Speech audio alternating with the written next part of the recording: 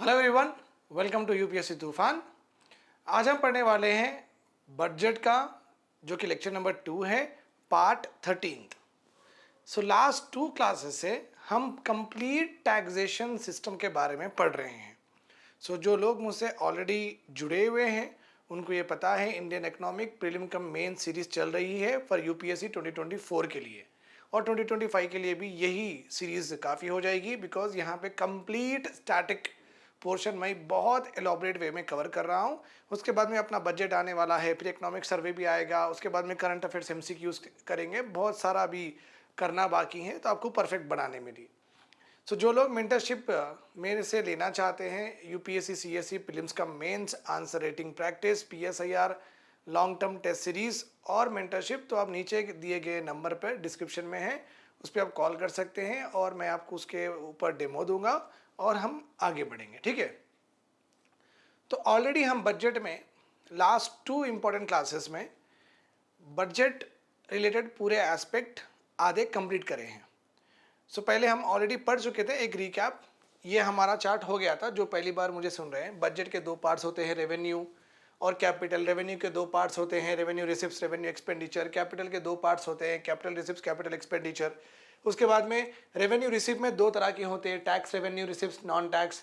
फिर tax revenues में direct tax revenue receipts, indirect tax revenue receipts, जिसे हम इनडायरेक्ट टैक्स को जीएसटी बोलते हैं। ये पूरा हम पढ़ चुके हैं। इसके अलावा as you all know that complete हम ये भी पढ़ चुके हैं direct taxes, direct tax revenues of union.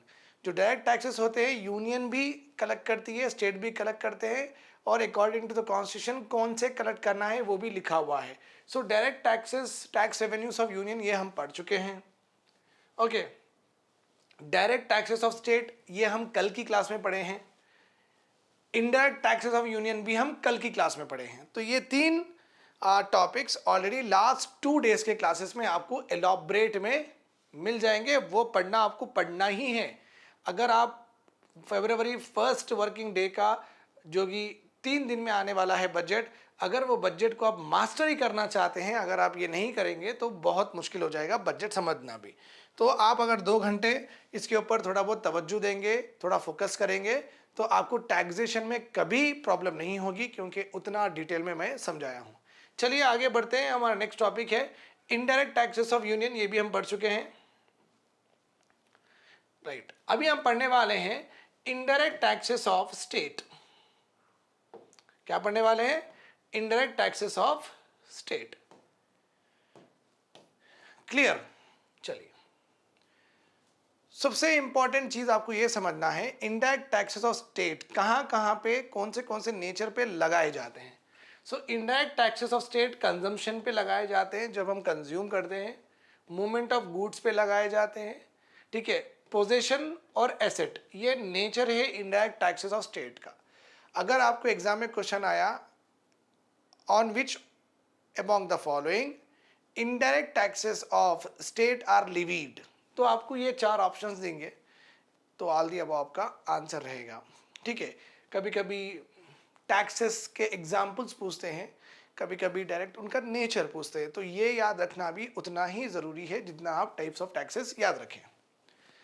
चलिए, तो पहला है हमारे पास सेल्स टैक्स, जो कि वैट के जैसा, वैट के तौर पे, वैट एक मेथड ऑफ कलेक्शन है। मीन्स किस तरीके से कैलकुलेट करना है टैक्स को, किस तरीके से कैलकुलेट करना है टैक्स को, वो मेथड को हम बोलते हैं वैट। और वैट बेसिकली कैलकुलेट जो भी करते हैं एक प्रोडक्ट के ऊपर, एट द एंड एक वैल्यू आती है जिसे हम बोलेंगे सेल्स टैक्स। सेल्स टैक्स बोलो या वैट बोलो, दो भी एक ही हैं। वैट एक कैलकुलेशन मेथड है, ओके, किसका? सेल्स टैक्स का। Remember this point. अगर कोई प्रोडक्ट सेल हो रहा है आपके स्टेट में, कुरकुरे सेल हो रहे हैं, तो वो कुरकुरे के ऊपर कितना टैक्स लगेगा, ओके, वो तो गवर्नमेंट डिसाइड कर लेती है, बट किस तरीके से लगेगा, मीन्स वैट के जैसा ये तरीका यूज करते हैं, ये मेथड से वो पर्टिकुलर प्रोडक्ट के ऊपर टैक्स लगता है। जब वो टैक्स लगेगा तो उसे हम बोलेंगे सेल्स टैक्स। सेल्स टैक्स रहो या वैट रहो, ये दो भी स्टेट गवर्नमेंट कलेक्ट करती हैं on goods and services. State के ये इनडायरेक्ट टैक्सेस है। पहला example indirect taxes of state में सेल्स टैक्स है, ओके, जिसे हम वैट बोलते हैं। सेंट्रल गवर्नमेंट जो लेती है वो सेन वैट है, जो ऑलरेडी हम देख चुके हैं, ठीक है। जब भी sales tax state government impose करती हैं on goods and services, newspaper के ऊपर नहीं लेती है। न्यूज़पेपर, सोशल मीडिया रहो, ओटीटी प्लेटफॉर्म्स रहो, फेसबुक रहो, इंस्टा रहो, ठीक है, रेडियो के ऊपर रहो, टेलीविज़न के ऊपर रहो, इन पूरों के ऊपर बेसिकली टेलीकम्युनिकेशन, ब्रॉडकास्टिंग, इन सब के ऊपर सेल्स टैक्स स्टेट गवर्नमेंट नहीं लेती है। टेलीकम्युनिकेशन, ब्रॉडकास्टिंग, न्यूज़पेपर, रेडियो, जो भी मीडिया होता है, प्रिंट मीडिया और या मास मीडिया जो भी होता है, उसका पूरा टैक्सेशन यूनियन गवर्नमेंट के ऊपर है। उसका पूरा टैक्सेशन किसके ऊपर है? Union government. तो अपने स्टेट में, आपके स्टेट में या मेरे तेलंगाना स्टेट में न्यूज़पेपर भी बिक रहा है। क्या न्यूज़पेपर बिक्री के ऊपर स्टेट गवर्नमेंट टैक्स ले रही है? नहीं ले सकती है। सो मैं यहाँ पे हैदराबाद में बैठ के नेटफ्लिक्स का सब्सक्रिप्शन लेता हूँ। तो जब नेटफ्लिक्स मुझे सब्सक्रिप्शन बेच रहा है और मैं वो खरीद रहा हूँ, यहाँ पे एक सेल हो रही है, क्या ये सेल के ऊपर स्टेट गवर्नमेंट टैक्स लेती है? तो नहीं लेती है, क्योंकि as I have already told you, print media रहो या मास मीडिया रहो, इसके ऊपर टैक्सेशन करने का हक सिर्फ सेंट्रल गवर्नमेंट को है। बाकी इसके अलावा आप किसी और भी प्रोडक्ट या सर्विस ले लो, स्टेट गवर्नमेंट टैक्स कर सकती है। तो एग्जाम में अगर आपको आया क्वेश्चन कि सेल्स टैक्स और वैट इज नॉट लिवीड ऑन, तो आप न्यूज़पेपर को भी टिक मारेंगे, ओटीटी प्लेटफॉर्म्स को भी टिक मारेंगे, ब्रॉडकास्टिंग को भी टिक मारेंगे, टेलीविजन इंडस्ट्री को भी आप टिक मारेंगे, ठीक है, राइट। मोटर व्हीकल टैक्स आपको तो पता ही है। मोटर व्हीकल टैक्स, जब भी आप एक नई कार खरीदते हैं या नई टू व्हीलर खरीदते हैं, तो जनरली वो जो भी डीलर होता है, जो भी आपको बेचने वाला शोरूम होता है, वो बोलेगा सर इसकी गाड़ी की प्राइस इतनी है और ये मोटर व्हीकल टैक्स है। तो आपको क्लियर कट वो बताएगा कि ये मोटर व्हीकल टैक्स है, ये लाइफ टैक्स है, ऐसा था वो बताएगा आपको। सो वो गाड़ी के ऊपर जो टैक्स कलेक्ट करती है वो स्टेट गवर्नमेंट के पास ही जाता है। उसके बाद में एनिमल्स, अगर मेरे पास एक गौशाला है या मेरे पास एक भैंस का पूरा पोल्ट्री फार्म है, या मेरे पास आप समझे कि पिगेरी का हो सकता है, फिशरी का हो सकता है, गोट्स का हो सकता है, शीप का हो सकता है, इस तरीके का अगर मेरे पास एनिमल्स के फार्म्स होते हैं, तो क्या इस पे टैक्स लग सकता है? हाँ, कॉन्स्टिट्यूशन में ये लिखा हुआ है कि एनिमल्स के ऊपर भी टैक्स लगेगा, बट स्टेट गवर्नमेंट नहीं लगाती है, क्योंकि आपको पता ही है, एनिमल हस्बेंड्री रहो या लाइफ स्टॉक फार्मिंग रहो, बहुत ही डिस्ट्रेस में वो इंडस्ट्रीज चलते हैं। जो भी ऑलरेडी जिसके ऑक्यूपेशंस होते हैं वो पर्टिकुलर सेक्टर्स में, वही वो ऑक्यूपेशन करते रहते हैं उनकी ज़िंदगी में भी, तो ऑलरेडी वो पूर होते हैं, उनसे टैक्स क्या ही ले। सो स्टेट गवर्नमेंट बेसिकली टैक्स नहीं लेती है, बट कॉन्स्टिट्यूशन के हिसाब से एनिमल्स के ऊपर टैक्स लिया जा सकता है। उसके बाद में बोट्स है। हमारे जो तेलंगाना में बेसिकली हुसैन सागर है, जिसे हम टैंक बंड भी बोलते हैं, हैदराबाद के बीचों बीच, जिसके वो हुसैन सागर या टैंक बंड के बीचों बीच आपको गौतम बुद्धा का एक बड़ा सा स्टैचू मिलेगा, ठीक है। वो वहाँ वो तालाब में, वो पॉन्ड में, आप समझे कि वो लेक में बोट्स चलते हैं, BOATS मीन्स कश्तियाँ चलते हैं, ओके। तो वो कश्तियाँ चलाने वालों का एक टेंडर गवर्नमेंट ने एक कॉन्ट्रैक्टर को दिया है, तो वो लोग वो पूरा मैनेज करते हैं। 2-3 कॉन्ट्रैक्टर्स होते हैं जो कि अपने को सैर कराते हैं, फिर वो बुद्धा तक, स्टैचू तक लेके जाते हैं, फिर लोग वहाँ पे पिक्चर्स लेते हैं। वो बोट्स के ऊपर टैक्स करने का हक किसके पास है? वो भी स्टेट गवर्नमेंट के पास है। Even not this is Kerala में केरला गया था लास्ट ईयर, तो वहाँ पे भी बोट्स के ऊपर, कोस्टल एरियाज में जो भी बोट्स चलते हैं उनके ऊपर भी टैक्स करने का हक स्टेट गवर्नमेंट के पास है, ओके। टॉल्स तो आपको पता ही है, रिसेंटली एक अटल सेतु ये जो बनी है, सी लिंक मुंबई से एक एरिया तक जाने वाली है, सी से, I am not exactly sure, एक वहाँ पे है, मुंबई से निकले अटल सेतु, वहाँ पे बहुत ज़्यादा चार्जेस है टोल गेट के। तो वही एक कंट्रोवर्सी चल रही थी रिसेंटली कि 260 रुपये आने, 260 रुपये जाने, 700 रुपये देना पड़ रहा है, कार को और महंगी हो रही है। तो डिस्टेंस तो कम हो रही है और टाइम भी कम हो रहा है, बट पैसे बहुत जा रहे हैं। तो ये किस तरीके का डेवलपमेंट है, ये भी बोला जा रहा है, ठीक है। सो टॉल्स का मतलब वही है कि आप जब एक एक्सप्रेसवे लेते हैं, आप जब एक एक्सप्रेस का मतलब है जल्द से जल्द जाने का रूट जो गवर्नमेंट अलग से क्रिएट करके आपको देती है, उसे बोलते हैं एक्सप्रेसवे। एक्सप्रेसवे में अंडरग्राउंड भी आता है, अपना मेट्रो भी आता है, अपना फ्लाईओवर भी आता है, फुट ओवर ब्रिज भी आता है, अपना आप बोल सकते हैं ऐसे सीलिंग्स भी आते हैं। उसके ऊपर टैक्स कलेक्ट करने का हक सिर्फ अपना स्टेट गवर्नमेंट का है, जिसे हम बोलेंगे tolls, toll gate. Luxury tax भी इंपोज करने का और कलेक्ट करने का हक स्टेट गवर्नमेंट के पास ही होता है। ठीक है, लग्जरी टैक्स का मतलब है, अगर मेरी एक बिल्डिंग होती है 3-4 माले की बिल्डिंग होती है और मैं चौथे फ्लोर में एक स्विमिंग पूल रखता हूं और तीसरे फ्लोर तक मेरी कार ऊपर जा सकती है, उस तरीके का मैं पार्किंग का सिस्टम बना चुका हूं, तो ये क्या आ गया, ये लग्जरी में आ गया। तो आप सोसाइटी को लग्जरी दिखा रहे हैं, देखो मैं कितनी आराम से अय्याशी से लाइफ जी रहा हूं। ऐसे बिल्डिंग्स के ऊपर ऐसे लग्जरियस आइटम्स और लग्जरियस सर्विसेज अगर आप लेते हैं तो उसके ऊपर भी टैक्स स्टेट गवर्नमेंट ही लगाती है। बेटिंग एंड गैम्बलिंग अभी बैन है हमारे कंट्री में, इलीगल है एक्सेप्ट गोवा। ठीक है, अगर ये कल को बेटिंग एंड गैम्बलिंग हम पूरे एजुकेटेड हो जाते हैं, और क्योंकि बेटिंग एंड गैम्बलिंग इसलिए ही नहीं लगाते हैं क्योंकि इतनी ज़्यादा पॉवर्टी है हमारी कंट्री में। सो हर गरीब का इंसान होता है कि मैं जल्द से जल्द अमीर बनूं, तो वो जितना भी कमाएगा अपने लेबर वर्क से, वो क्या करेगा, रातों रात अमीर बनने के सपने देखेगा, पूरा पैसा लेके जाके बेटिंग और गैम्बलिंग में डाल देगा। डालने के बाद में क्या होगा, फिर वो उसमें से वो उसमें वो पास नहीं होगा, वो उठेगी नहीं, उसमें वो जीतेगा नहीं, फिर वो घर में वैसे ही आ जाएगा, फिर ना बच्चों को खाना मिलेगा, ना बीवी को खाना मिलेगा, ना बच्चों की पढ़ाई सही चलेगी, फिर वो उनका जीना बहुत मुश्किल हो जाता है। क्योंकि गरीब है तो आगे जल्द से जल्द बनने की कोशिश करता है, तो वो एक सर्किल में आके, विशेष सर्किल में आके वो अपने पैसे इस तरीके से बर्बाद ना करें। सो गवर्नमेंट ने बेटिंग एंड गैम्बलिंग वहाँ पे इंडिया में बैन की है। गोवा में इसलिए भी अलाउड है कि गोवा की पर कैपिटा इनकम 4 लाख है। मतलब क्या है, गोवा में एक individual on an average 4 lakh कमाता है। वही अगर आप बिहार में देखेंगे, एक इंडिविजुअल 33,000 रुपये कमाता है। तो अगर ऐसे स्टेट में यूपी, बिहार, मध्य प्रदेश, छत्तीसगढ़, अगर ऐसे स्टेट में बेटिंग एंड गैम्बलिंग डालेंगे, इतने गरीब लोग हैं जो कि अपनी डेली सुविधाएं भी वो फुलफिल नहीं कर पाते हैं, तो उनको हम ख्वाब दिखा रहे हैं बेटिंग एंड गैम्बलिंग में कि इसमें पैसा डालो, अब झट से अमीर बन जाएंगे। तो उससे क्या होगा, सोसाइटी में डिसहार्मोनी हो जाएगी, सोशल टेंशन बढ़ेंगे, फैमिली में लड़ाइयाँ होंगे, डिवोर्स रेट बढ़ेगा, बच्चों की तालीम पूरी वेस्ट हो जाएगी, तो बच्चे अडॉप्ट भी वो लावारिस भी हो सकते हैं, डिजर्टेड भी हो सकते हैं, ये सब भी चलेगा। और पूरे पैसे हारने के बाद में फार्मर रहो या गरीब आदमी रहो, वो सुसाइड भी कर सकता है। सो ये सब चीज़ों से दूर रखने के लिए पूरे स्टेट्स में बेटिंग एंड गैम्बलिंग अलाउड नहीं है, गोवा में है। इंटरटेनमेंट टैक्स आपको याद रखना है, अगर सोनू निगम यहाँ पे हैदराबाद आते हैं और यहाँ पे एक कंसर्ट करते हैं तो स्टेट गवर्नमेंट को उनको पैसा देना पड़ेगा, वो है इंटरटेनमेंट टैक्स। इलेक्ट्रिसिटी के ऊपर भी स्टेट गवर्नमेंट ही टैक्स लगाती है, जिसे हम बोलेंगे इलेक्ट्रिसिटी टैक्स। एडवर्टाइजमेंट टैक्स बहुत इंपॉर्टेंट है। हिंदी न्यूज़पेपर में, इंडियन एक्सप्रेस में अगर यूपीएससी तूफान का ऐड आता है, मतलब क्या है, मैं ये पैसा सेंट्रल गवर्नमेंट को बना हूँ। ठीक है, एडवर्टाइजमेंट्स कौन से भी, प्रिंट मीडिया रहो, सोशल मीडिया रहो, टीवी पे रहो, जो भी एडवर्टाइजमेंट चल रहे हैं, इसके ऊपर टैक्स करने का हक सिर्फ सेंट्रल गवर्नमेंट को है। स्टेट गवर्नमेंट एडवर्टाइजमेंट या तो प्रिंट मीडिया या तो रेडियो पे या तो ब्रॉडकास्टिंग टेलीविजन पे, ओटीटी पे स्टेट गवर्नमेंट एडवर्टाइजमेंट टैक्स नहीं लेती हैं। सर फिर एडवर्टाइजमेंट टैक्स यहाँ पे लिखा हुआ है, फिर स्टेट गवर्नमेंट कौन से एडवर्टाइजमेंट पे टैक्स लेती हैं?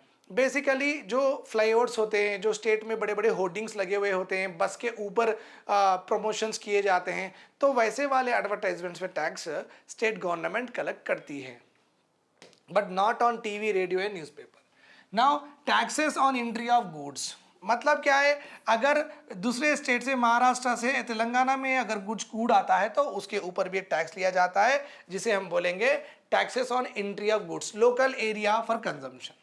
ओके, नाउ और एक भी इंपॉर्टेंट है यहाँ पे, duties of excise. Basically excise duty जब हम पढ़े थे, उसमें इनडायरेक्ट टैक्सेस ऑफ यूनियन में हम एक्साइज ड्यूटी पढ़े थे, जहाँ पे मैं आपको ये भी बताया था कि वो मैन्युफैक्चरिंग टैक्स भी हम बोलते हैं उसको, क्योंकि जो भी चीज़ मैन्युफैक्चर करते हो, पेन से लेके, पेंसिल से लेके, आप ऑटोमोबाइल रख लो, आप प्लेन रख लो, आप मिसाइल भी ले लो, जो भी चीज़ आप मैन्युफैक्चर करते हैं उसके ऊपर एक टैक्स लगेगा जिसका नाम है एक्साइज टैक्स। ठीक है, और ये पूरे प्रोडक्ट्स में अल्कोहल को अलग कर दिया गया है। अब अल्कोहल के ऊपर टैक्स करने का हक सिर्फ स्टेट गवर्नमेंट को दिया गया है। Okay, that is important. अब ऐसा क्यों? बिकॉज आपको तो पता है डीपीएसपी में ये प्रॉपरली लिखा हुआ है, state should strive means government should try to make sure that ये इंटॉक्सिकेशन जो ड्रिंक्स होते हैं ना वो कंप्लीटली हमारे कंट्री से बैन कर दे। वो एक one of the Gandhian principle भी है, ठीक है। उसका अपोजिट लिबरल प्रिंसिपल्स भी होते हैं, अलाउ भी करिए, ऐसा भी हो सकता है। बट हमारे डीपीएसपी में है कि constitution part 4 of the constitution directive principle state policy states that intoxication drinks have to be ban. Okay अगर आप मेडिसिन के लिए, ट्रीटमेंट के लिए, सिकनेस के लिए ले रहे हैं तो ठीक है, ट्रैंकुलाइजर्स लेते हैं, सिडेक्टिव लेते हैं, सर में बहुत दर्द हो रहा है, एक गोली खा के आप सोना चाहते हैं तो वो अलग बात है। बट नशा करने के लिए, मज़े करने के लिए अगर आप इस तरीके से यूज़ करना चाहते हैं मेडिसिन तो वो अलाउड नहीं है, ठीक है। तो वो बैन करना बोल के लिखा हुआ है अपने डीपीएसपी में, ठीक है। सो अल्कोहल के ऊपर टैक्स सिर्फ स्टेट गवर्नमेंट इसलिए लेती है क्योंकि अल्कोहल थोड़े स्टेट में बैन है, थोड़े स्टेट्स में बैन नहीं है। इस वजह से बेसिकली मुझे 2 स्टेट्स पता है, बिहार और गुजरात में अल्कोहल बैन है, बाकी के स्टेट में अल्कोहल बैन नहीं है। अब कल को समझो सेंट्रल गवर्नमेंट पैसे कलेक्ट करती है, अल्कोहल के ऊपर भी टैक्सेस कलेक्ट करती है, अब किसको कितना देना वहाँ पे प्रॉब्लम आ जाएगा, क्योंकि बिहार और गुजरात तो बेचते ही नहीं है, तो फिर उनका तो शेयर ही नहीं रहेगा अल्कोहल से जितना भी पैसा आया। फिर उनके लिए एक अलग सा अल्कोहल का डिस्ट्रीब्यूशन करना टैक्स का अमॉन्ग द स्टेट्स एक बड़ा सा हेडेक हो जाएगा गवर्नमेंट के लिए। सो गवर्नमेंट क्या करिए, ठीक है, अल्कोहल के ऊपर आप ही टैक्स कर लो, आप ही रख लो, ठीक है। So duties of excise state government लगाती है except on alcohol and some other products, narcotic drugs and narcotic, जो भी मेडिसिन में, टॉयलेटरी में, टिश्यू पेपर्स में इसमें यूज होते हैं, ठीक है। उसमें टॉयलेटरी मीन्स फिनाइल रहो, उसमें जो भी यूज होते हैं नार्कोटिक्स, तो इस चीज़ में अगर जो भी केमिकल्स यूज़ होते हैं, जो भी प्रोडक्ट्स बनते हैं नार्कोटिक्स, इस तरीके से ये केमिकल्स यूज़ करके जो भी प्रोडक्ट्स बनते हैं उनके ऊपर टैक्स लगाने का हक स्टेट गवर्नमेंट का ही है। Okay, taxes on goods and passengers carried by roads और इनलैंड।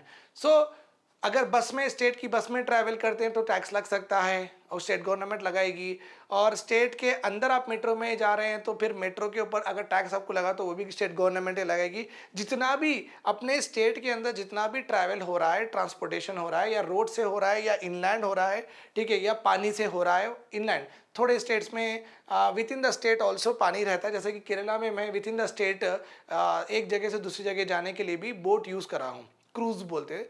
तो इस तरीके से इनलैंड रहो या रोड पे रहो, जो भी ट्रांसपोर्टेशन पे टैक्स लगता है वो स्टेट गवर्नमेंट ही लगा सकती हैं। So this is a complete lecture on what, indirect taxes of state, ठीक है। तो आप देख सकते हैं, पॉज करके लिख लीजिए। इसका मतलब ऑलरेडी हम डायरेक्ट टैक्सेस ऑफ यूनियन पढ़ चुके हैं, डायरेक्ट टैक्सेस ऑफ स्टेट पढ़ चुके हैं, इनडायरेक्ट टैक्सेस ऑफ यूनियन पढ़ चुके हैं, इनडायरेक्ट टैक्सेस ऑफ स्टेट पढ़ चुके हैं। अभी हमारे पास कुछ टैक्सेस बचे नहीं हैं, मैक्सिमम टू मैक्सिमम टैक्स मैं आपको बता चुका हूं।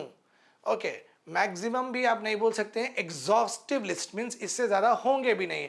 अब अगर रहेंगे भी तो वो अलग फॉर्म में रहेंगे, इसी का ही कोई और फॉर्म रहेगा, बट एग्जैक्टली जितना भी हमारे बुक्स में था वो पूरा मैं आपको दे दिया, ठीक है। देखो ये है हमारे हैदराबाद की खैरुन्निसा बोट, ठीक है। इस तरीके से अगर ये है हमारा हैदराबाद में लेक के बीचों बीच एक गौतम बुद्धा का, लॉर्ड गौतम बुद्धा का स्टैचू है, तो इस पे जो भी लोग जा रहे हैं तो इसके ऊपर गवर्नमेंट टैक्स लगाती है। ओके, सो ये थोड़े बहुत नार्कोटिक ड्रग्स है, मन मर्जियाँ मैं इसलिए लिखा कि मर्जी है किसकी, स्टेट गवर्नमेंट की मर्जी है, वो लगाए तो लगाए या नहीं लगाए तो नहीं लगाए टैक्सेस, ठीक है। थोड़े बहुत नार्कोटिक्स के जो भी होते हैं, नशा करने के चीज़ों के नाम आए यहाँ पे मैं दिया हूँ, सो दैट आप भी अडल्ट है, आप भी यंग है, तो आपको भी पता होने चाहिए कि नाम किस तरीके से ये चीज़ें दिखती हैं। ये मैरिजुआना बोल के एक प्लांट होता है, ये प्लांट से जो भी निकलता है वाइट कलर का कुछ भी, उसे हम टैनिन्स, रेजिन्स इस तरीके के नाम देते हैं। तो वो जो भी पानी निकलता है या कुछ लिक्विड निकलता है, वाइट कलर का रहो, ट्रांसपेरेंट कलर का रहो, या उसको प्रेस करके निकालते हैं, कुछ भी करके निकालते हैं, तो उससे जो भी निकलता है अगर उसको एक क्वांटिटी में अगर लेते हैं तो नशा चढ़ जाएगा।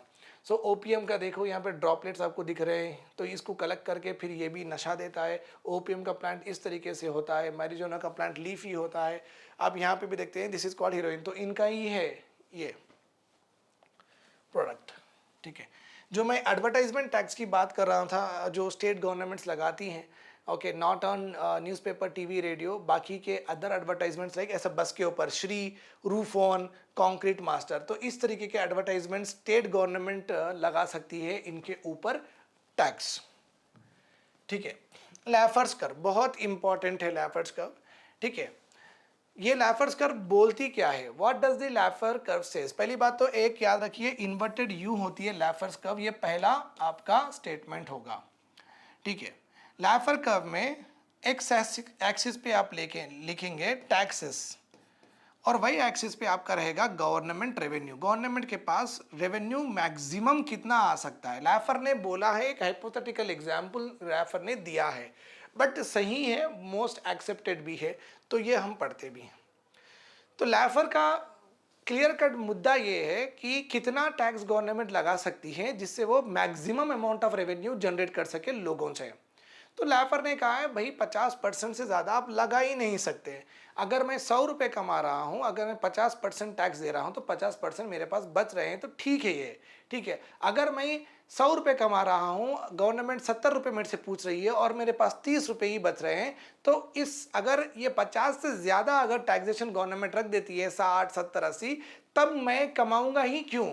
तो मेरे दिल में तो यही रहेगा ना, अरे यार मैं किसके लिए काम कर रहा हूँ, गवर्नमेंट के लिए काम कर रहा हूँ, ठीक है। तो मैं लेजी हो जाऊंगा, मैं अपने स्किल्स को अपग्रेड करने की कोशिश नहीं करूंगा। ये जो टर्मिनोलॉजी जो मेरे मुंह से सुन रहे हैं बहुत इंपॉर्टेंट है।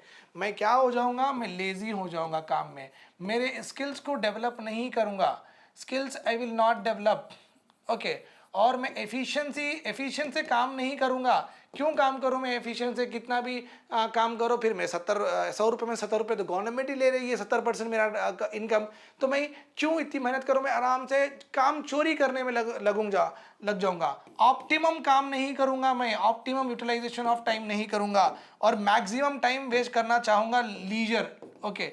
लीजर खाली बैठने के लिए, गॉसिपिंग के लिए, मंतखे मारने के लिए, खवाली करने के लिए, वो जाकिर खान के वो आते ना मुशायरे, वो टाइम पास के मुशायरे, और वो मुशायरे करने के लिए बैठ जाऊंगा मैं, ठीक है। सो लेजी, स्किल डेवलप नहीं करूंगा, और अच्छा पढ़ने की कोशिश, एक नई लैंग्वेज नहीं सीखूंगा, एक नया थ्योरी नहीं सीखूंगा, तो मैं कुछ करूंगा भी नहीं, ओके फाइन। जिससे क्या होगा, इकोनॉमी में ओके बड़ा सा इम्पैक्ट हो गया, बाद में इकोनॉमिक ग्रोथ नीचे जाएगी, क्योंकि कमाने वाले उतने इंटरेस्ट से नहीं कमाएंगे, अपने स्किल्स डेवलप नहीं करेंगे, ठीक है। और पैसे ही मेरे पास कम बच रहे हैं गवर्नमेंट को देने के पास, तो मैं क्या ही डिमांड करूंगा। सो डिमांड भी वैसे भी डिक्रीज हो जाएगी, डिमांड डिक्रीज होने से ऑटोमेटिकली इकोनॉमिक ग्रोथ डिक्रीज हो जाएगी, ओके। और अगर इस तरीके से ही लगाते जाएंगे तो मेरा स्टैंडर्ड ऑफ लिविंग भी कम हो जाएगा। ये पूरे जो भी मैं बता रहा हूँ, ये पूरे इंपॉर्टेंट पॉइंट्स है, आपको याद रखने हैं।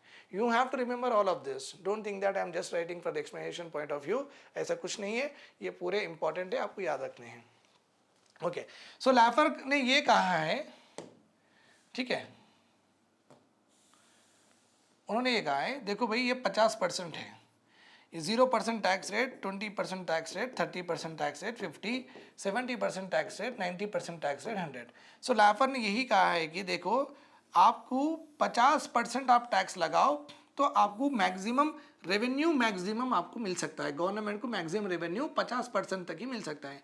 अगर 50% से भी ज़्यादा अगर गवर्नमेंट लगाती हैं, टैक्स ज़्यादा लगाती तो आप देख सकते हैं गिरा, 90% लगाती हैं गिरा। तो अगर गवर्नमेंट 70% लगाती हैं तो रेवेन्यूज इतने घट जाएंगे, गवर्नमेंट 90% लगाती हैं इतने, अगर गवर्नमेंट 100% लगाए तो कोई काम ही नहीं करेंगे, ठीक है। तो इस वजह से लैफर ने ये कहा है कि अगर गवर्नमेंट 50% से ज़्यादा टैक्स लगाती है, लोग काम करना बंद कर देंगे। जब लोग काम करना बंद कर देंगे तो फिर लोगों के पास पैसे नहीं रहेंगे, लोगों के पास पैसे नहीं, लोगों के डिमांड नहीं करेंगे, लोग अगर डिमांड नहीं करेंगे लोग तो फिर प्रोडक्शन नहीं होगा, प्रोडक्शन नहीं होगा तो गवर्नमेंट को रेवेन्यूज नहीं जाएंगे, फिर मैं काम ही करना बंद कर दिया तो फिर मेरी इनकम टैक्स भी मैं नहीं बनूंगा। सो गवर्नमेंट के रेवेन्यूज घटते हैं। So maximum possible tax rate, highest tax rate a country can levy on its citizens would be not more than 50%। Remember this point here, ठीक है। This is called as Laffer's curve, okay.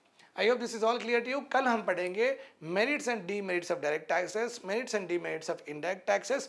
उसके बाद में हम थोड़े और fiscal deficit, revenue deficit, primary revenue, पूरे deficits के बारे में पढ़ेंगे।